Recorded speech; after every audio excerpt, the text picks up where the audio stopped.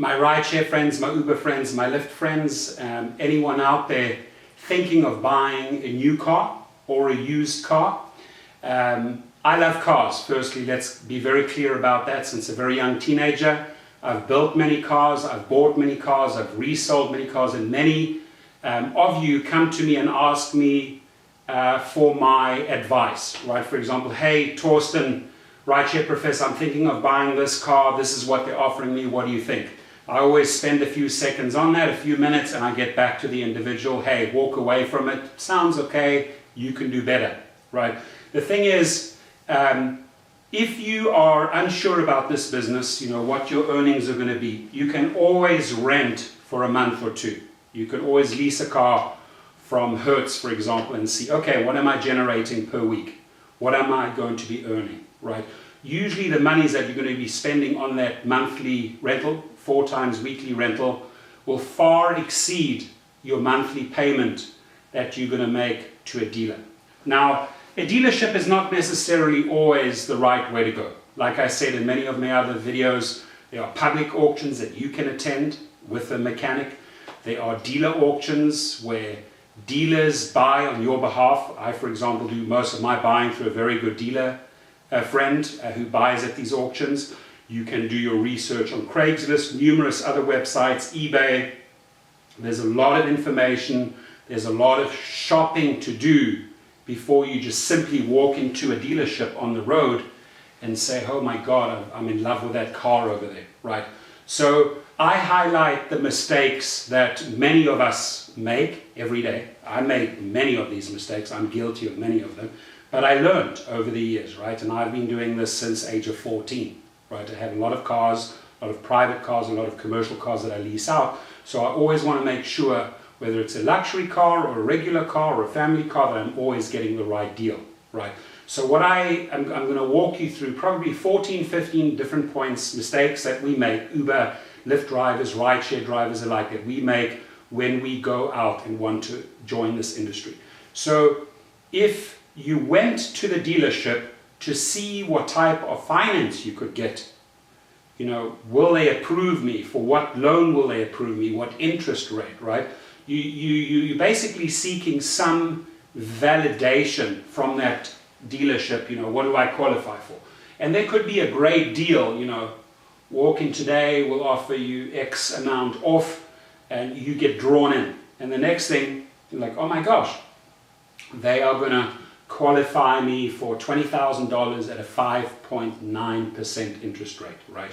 You always want to make sure you shop around first. Go to your credit union, go to your bank, and say to yourself, okay, if I'm going to pay $20,000 for this car, max, or $10,000 or $30,000 or $50,000, you know, can I get a better interest rate? And the next thing you find out that based on your credit score, this credit union, your bank, will give you the same money for 3.9% or 2.9% versus the dealer's 5.9%. Do you realize what you are saving at that moment? Over 48 months, over 60 months, over 72 months, it's a lot of money. So that's one of the most common mistakes we make, is that we seek some sort of validation and see, hey, what are they going to prove me on, right? So we move on to the next big mistake. So let's say you have your eyes set on this particular car, right? I ask you to go and check the safety ratings of that vehicle, or perhaps look at the safety ratings of your second or third choice, right? Safety ratings in this game are huge, because the safety rating of a 3-star versus a 5-star could be all the difference, right? You want to keep your passengers safe, you want to keep yourself safe, you don't want to run into any massive lawsuits or anything like that. So safety is huge. The fuel economy of the car, obviously most of the people go out and buy a Toyota Prius or a hybrid Y. You know, they want to get 45 to 50 miles per gallon, right? The salesman or the salesmen often exaggerate the fuel economy of the car. They'll tell you, well, the car can do 30 mpg.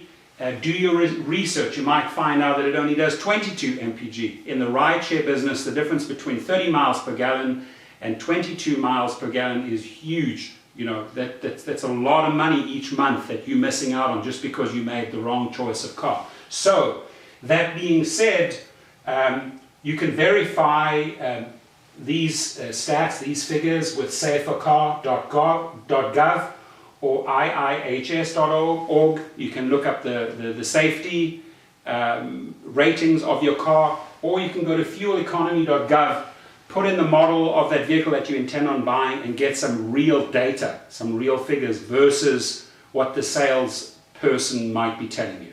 We move on to the next one.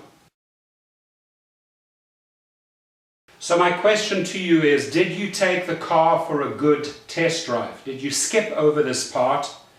If you skipped over it, you failed if you didn't take that car for a ride, right? Whether used or new, you got to test drive that car. Don't walk in there and say, hey, you know what, I know these Chevy Camaros, I know how they drive, or I know how this Honda Odyssey drives, I've driven it before. No. You're interested in that particular car right now, you're after that car, and drive it. And by all means, you know, if the guy is with you, take it on the highway, accelerate, take it through some corners. Are there rattling noises? Are these people trying to disguise some possible noises by putting on the radio? The radio's got to be off, right? Windows should be up once in a while so you can hear any outside noises, or then windows up, inside noises. You want to pay attention to how this car drives. Is the steering too loose? Is it jumping around on the road? Are there shock absorbers done, right? So test driving, don't think you're the pro. In many cases I skipped over cars and thought, you know what, I know this car, I know how it drives, I don't have to test drive it. One of the biggest mistakes I ever made, and never did it again. So always test drive the car. We move on to the next common mistake we make. So if you've ever walked up to a car on a dealership, a new car or a used car, and you saw this sticker in the window, you will usually see that the price listed there, the MSRP, is the manufacturer's suggested retail price, MSRP.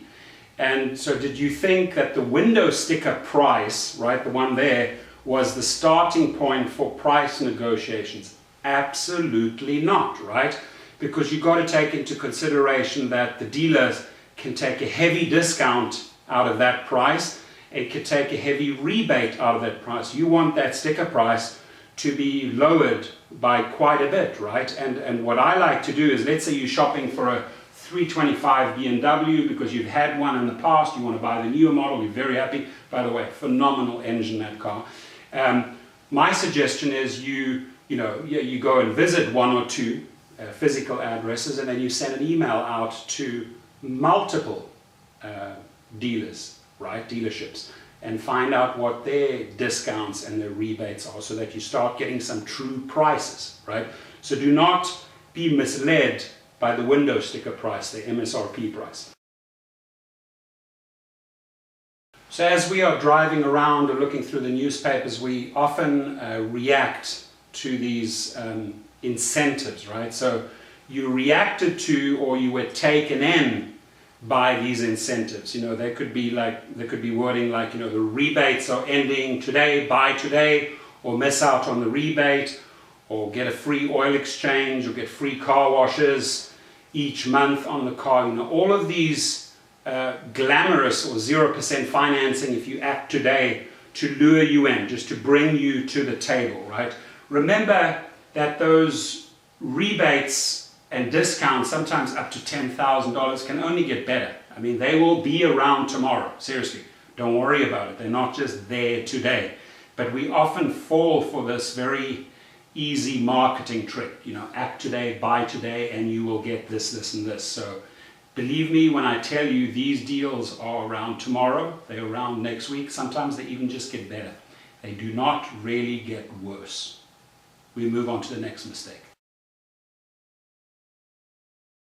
So let's say with Uber or Lyft, you're in a category and your year model is about to expire, which basically means they're not going to allow that 2007 model or 2001 or 2015 model in that category and you really want to stay in the game, and you're going to say, you know what, I'm going to take this Honda Civic or Toyota Prius or BMW, and I'm going to go and upgrade and get the next one. Why? I'm making good money, I want to keep going, I enjoy the job.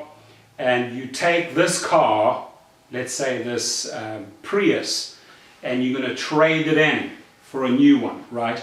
There's two types of people out there. The one that really didn't do any research at all, that don't know the true value, the trade value of their used car. And then you get some that believe that the car is just worth so much more. What you really need to do is shop around and see the true trade value, see what people will give you for the car. And then, you know, you go in when you're negotiating the new deal for a new Prius, you shoot for what you think is fair and you stick to your guns, right?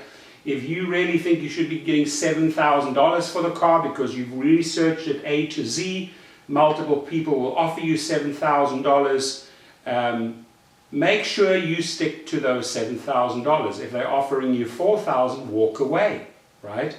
That $3,000 is a lot of money. Your true trade value is determined if you're spending some time researching it on websites with other dealers. Just find out what people will offer you for that car, okay? And make sure, like I said, you stick to your guns. This is the next big mistake that many of the buyers make. So let me tell you that veteran car salespeople will get you emotionally attached to a car. Let's say you're going down with your mom and you're a lady and you're going to look at VW Bugs. You say, Mom, oh my gosh, I love this car. It's so me, right? The salesman is in the background listening to this, watching this, observing every move. Remember, they're pros. And if you ask yourself, did you get emotionally involved in the car? What do I mean by that? You basically can't say no, you know, because you're in love with that car, right? You want that car, it looks good. You know, you might even say, the guy might even say, hey, you know, take a seat, just feel like what the seats look like. You know what, that car suits you, you look amazing in it. It's designed exactly for you. Really? So you're getting this validation. Wow, Mom told you I look fantastic in this car. At that moment, you're in love. You can't even let go. You're emotionally involved. You have to detach these emotions. Very often you have to walk away. I talk about this later in the video, right? Not to get attached, right? So make sure you leave the emotions out. This right now, this Uber or Lyft or Rideshare car is about your investment. Are you going to make money with it? Are you going to enjoy driving this car? What other uses do you get out of the car? For example, if you have a big family and you're buying and getting into Uber XL or Lyft Plus, and you want to buy a Toyota Sienna or a Honda Odyssey or a Mercedes Metris, you basically decide, okay, which one of the three is me? Okay, I like the Toyota Siennas, I've driven them, and you're after a Toyota Sienna, right? You have to be careful, like I say, that you do not get too emotional with that car, whether it's the color, whether it's the seating, whether it's all the little extras. They are pros, ladies and gentlemen. They will get you to love that car as you're busy buying that car. We move on to the next big mistake.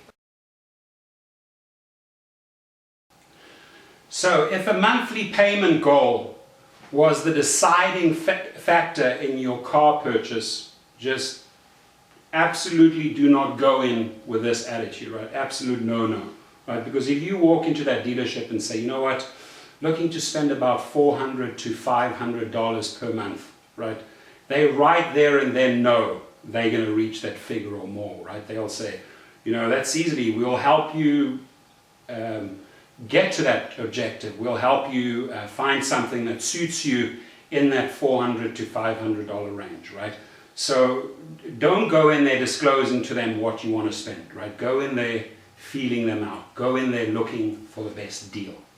We move on to the next common mistake.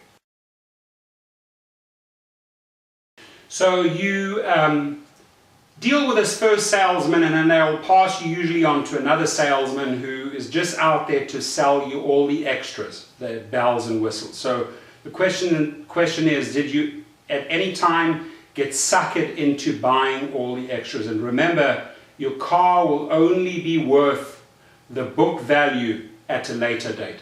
So whether it's paint sealant, rust proofing, carpet protectant, I mean, they will sell you everything. They will make it sound like you really need it, and they'll make it sound like it's really going to improve your car, right?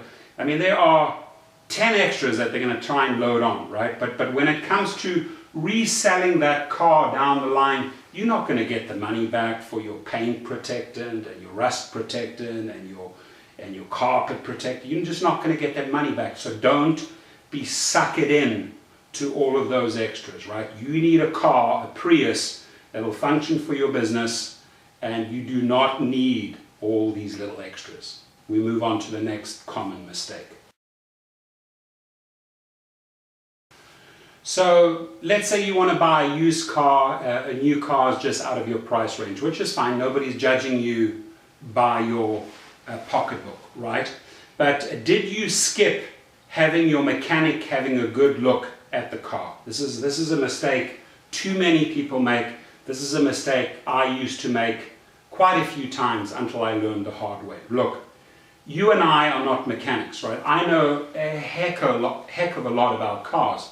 But still, I'm not as good as my mechanic, right? I have a great mechanic called Ruben, and if need be, I'll bring him along. Now, the used car dealership will tell you, we've already done the inspection, it's great. No, it'll only cost you, ladies and gentlemen, $25. So, do you mind if I take this car down to the mechanic to be inspected? He or she might see things that you were never aware of. Tiny little leaks here, from the bearings, tiny little leaks under the engine. They will look at the head gasket, the sealant, the water. Does the water have oil in it? Are you dealing, with another rundown battery where you're going to have to deal another $300-400? CV joints. Is the transmission going out on you? I mean, the mechanic will pick up all the little fine problems. And seriously, for $25, if you're thinking of buying that car, take that car down to a mechanic, spend those $25, let him go over it and give you a true assessment of the car, because we truly do not know it all.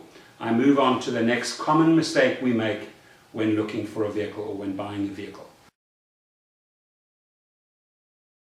So this is a big one. Pay close attention here. Did you let your guard down after you negotiated the deal, right?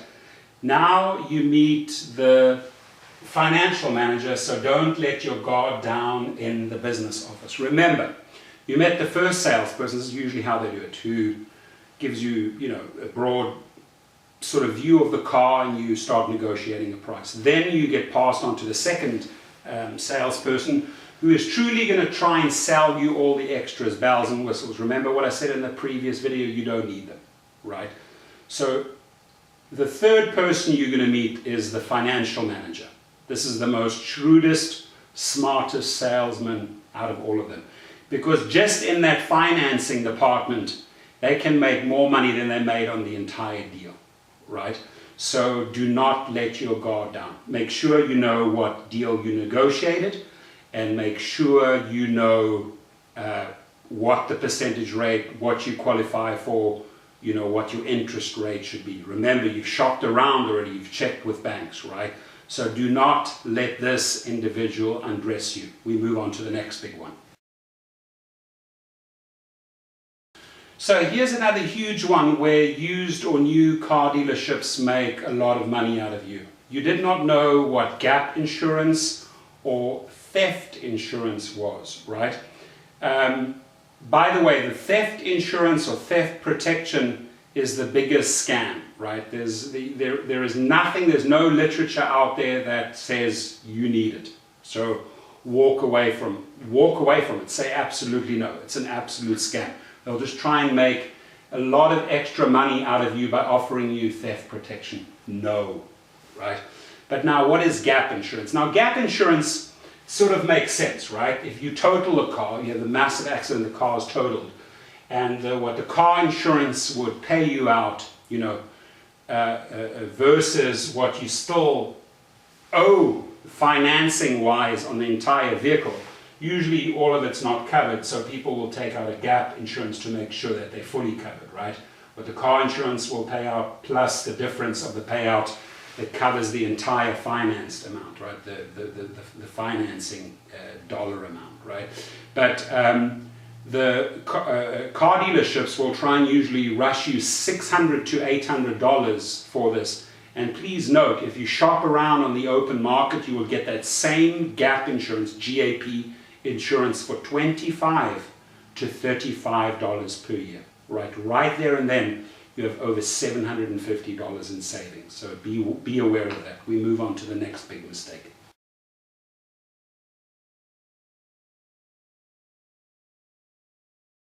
So my biggest request to my Rideshare subscribers, the Rideshare community, my Rideshare friends, Uber, Lyft, whoever you drive for, if you find yourself emotionally attached to that car, if you really want to pull the trigger on that particular day, I ask you, please sleep over it, right?